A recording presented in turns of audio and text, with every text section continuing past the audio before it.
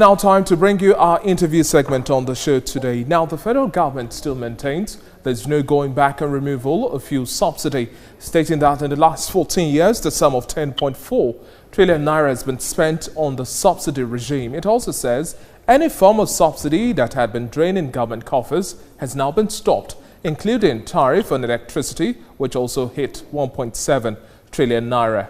Well, joining me via Skype to deliberate more on the recent increments and also the energy sector pricing model via Skype, I have the managing partner, Zenera consultant, Mecca Olowola. Good to have you on the show today.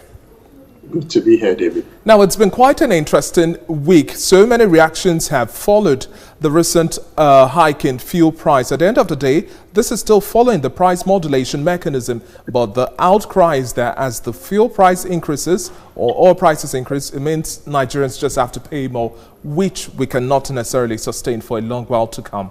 What's your thought on the recent development?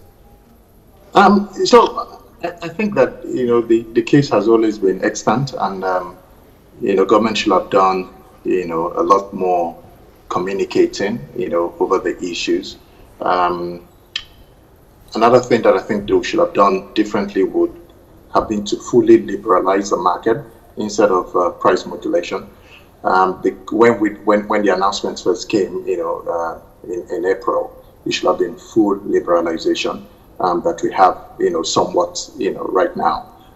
When you start to, talk about modulation, it still means that you have, significant form of regulation, and then, the nation couldn't take advantage of the fact that, international fuel oil prices were low at the time. So what we could have done differently was liberalize the market at the time where you had the lowest, oil prices, so the nation can enjoy low pump price of fuel. And then when it rises up, the same populace will be more forgiving, more understanding of the issues that are driving, the price. So what we have now is a situation where it is completely impossible for government not to liberalize the market as far as pump prices are concerned, and it's virtually impossible to sustain any form of subsidies, going forward. Well, just like you've rightly mentioned, now at the end of the day, the federal government insists there's no going back on the removal of fuel subsidy, which has already hit about 10.4 trillion naira in the last couple of years, over a decade now. And now, looking at the pricing template we are adopting, the federal government also insists that we are looking at full deregulation of the oil and gas sector. From your own lens and interaction with other energy experts and stakeholders in the value chain, do you think government has a strong understanding of what a full deregulation means and what sort of mechanisms and infrastructure need to be put in place to be able to support this ideology, not to swing backwards? I think that they do. It will be naive to say that, the very intelligent people that we have, occupying government positions, at least the ones that were appointed, are not, fully abreast of the issues, right? I'm not talking about politicians now. I'm talking about the technocrats, But we have very knowledgeable people who are advising government. What, we don't seem to have is the communication structure that is required to onboard these sort of complex issues, right? And I don't think that we're talking full deregulation here, unfortunately, right? Because when you fully deregulate the petroleum downstream market, what you're going to have is complete removal of petroleum equalization fund, for example, right? If you deregulate the market, you can't have the same pump price of petrol that you have in Lagos as you would have in Kano, Maiduguri, or even Abuja. Do you understand? Because you're going to have to layer in the cost of transporting that product to those places, because the jetties are here, right, in the southwest and the south. So how is that possible if you say there's full deregulation, but yet there's a uniform pricing across the nation, right? So it's something that needed to have been done long before now. And if you notice, we've spoken about it, severally, from 2005, we've been having this discussion. And in the last 3 to 4 years, we've been to TVC to talk about these things over and over again, but the government doesn't just have the political will and strength and the courage and tenacity to be able to take the sort of decisions that are needed. But right now, the country, the government is broke. It's almost impossible. There's nothing they can do, right, about it, which is where we are here now. So it's not a case of, is government willfully doing this? It's impossible, except you want the country to go broke, right? They can't afford the $8 billion, that you need to be able to subsidize petroleum products, period. And that's the truth, right? So there are so many dynamics. How is the common man going to benefit? What should have been done? Where should government really be subsidizing? We should be talking about transportation as well, medical care. We should be talking about things like infrastructure. We should be talking about education. Do you understand? But I'm aware that in certain respect, government is doing a number of laudable things in those respects, but people don't know. Unfortunately, yeah. Mecca, let's now talk about the price movement of oil at this point in time. As at this very hour we are discussing, we see Brent crude and then along the OPEC basket also drop down to about $39 a barrel. That's quite a surprise twist we've seen over the past few days. We initially saw the oil price rising as much as $45. It was with cautious optimism, all of the sentiments we've had so far, but now we are going back again. Now, at the end of the day, one of the issues that have been raised is the fact that how then do we yield to the forces of demand and supply and still also keep a sustainable pricing template? So, first of all, Nigeria is overexposed to the vagaries of oil prices, unfortunately.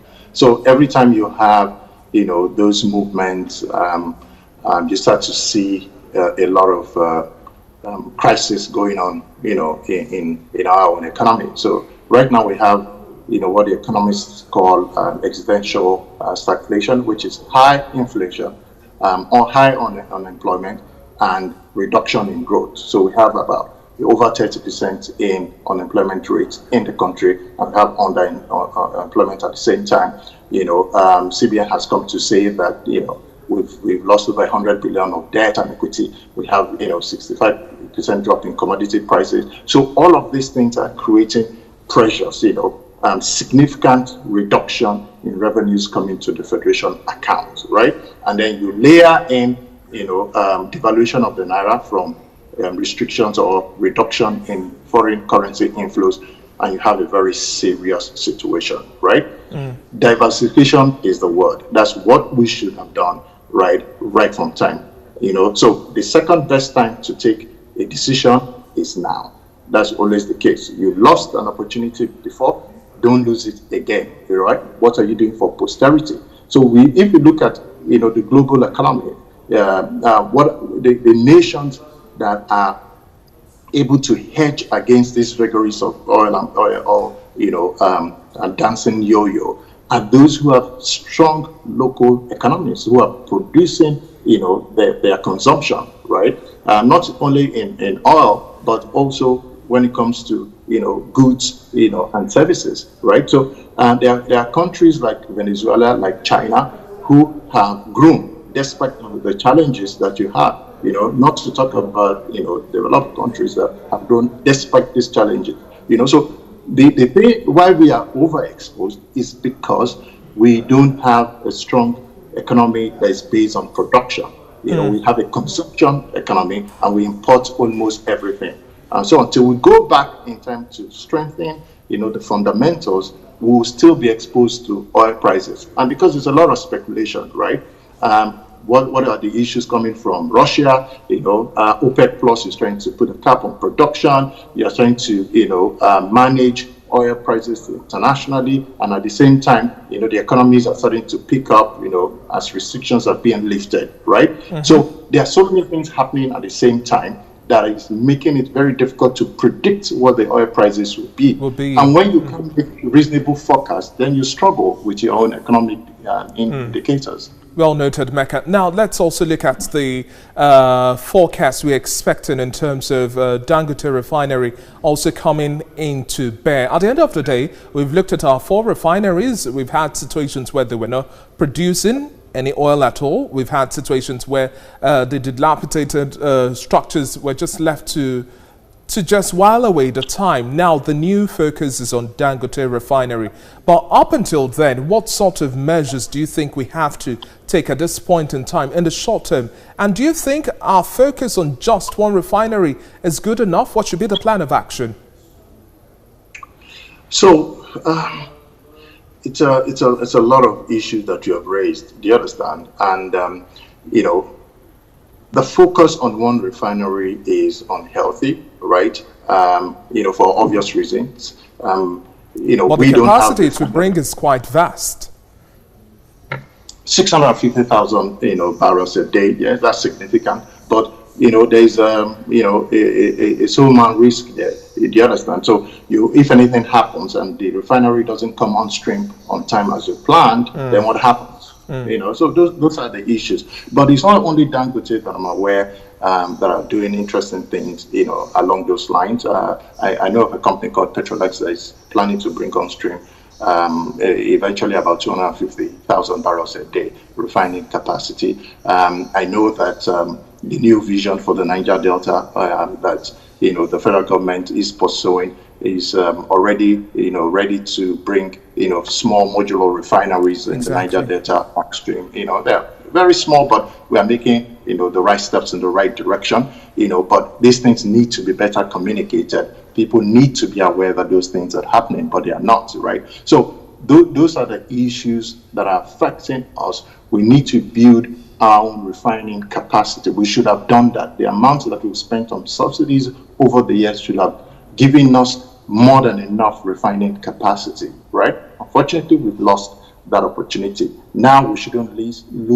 the one going forward, which is my point. We can sit down and say what should be done. Continue to empower indigenous capacity in that regard, because it's very clear that the IOCs are not interested in helping us get over or circumvent the issues that plague us. They are not interested in that, right? Because given the amount of money that they made from this country, there's no reason why we don't have refineries coming from any of these big guys, right? But so we have to look inward. So Dangote, Petrolex, all these guys are in the right direction. Keep empowering them more. Do you understand? Be deliberate about the refining policy.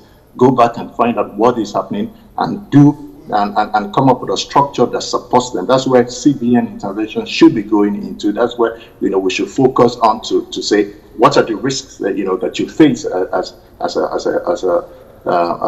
company on the macroeconomic front, and that would help you to bring about whether it's regulatory forbearances, whether it's helping them with policies, whether it's helping them with licenses, whatever it is to fast track those things should be what we should be focusing on right now. Okay, so Mecca, as we are wrapping up conversations at this point in time, what's your take? If we were to play pundit at this point in time, do you think we would see any sort of downward adjustment in terms of the oil price, the pump price, we'll see, or the landing costs? I think, a major component of the pricing template is, fuel prices, international oil prices, right? Exactly. Right.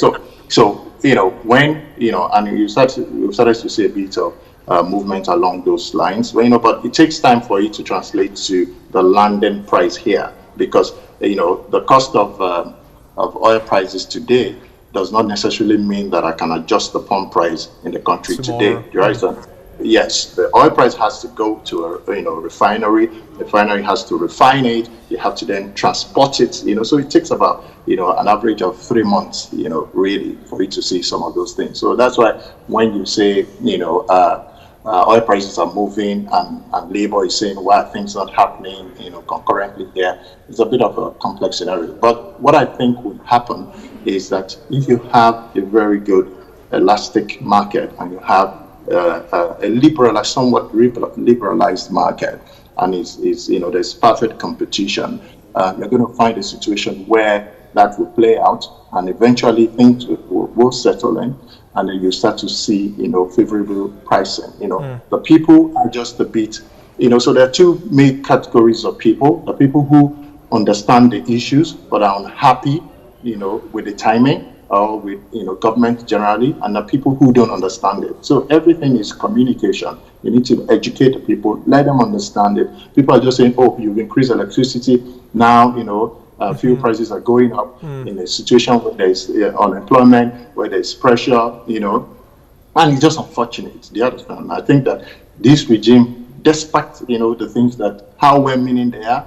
unfortunately, there have been so many. It's quite a Herculean tax for government at this point in time. Undesirable developments that are extraneous, to them, and making them unable, to be able to take the, to do the right things that seem favorable to the masses, So what the few things that they are doing very well and doing very strongly are things that should be on the ascendancy from a communications point of view.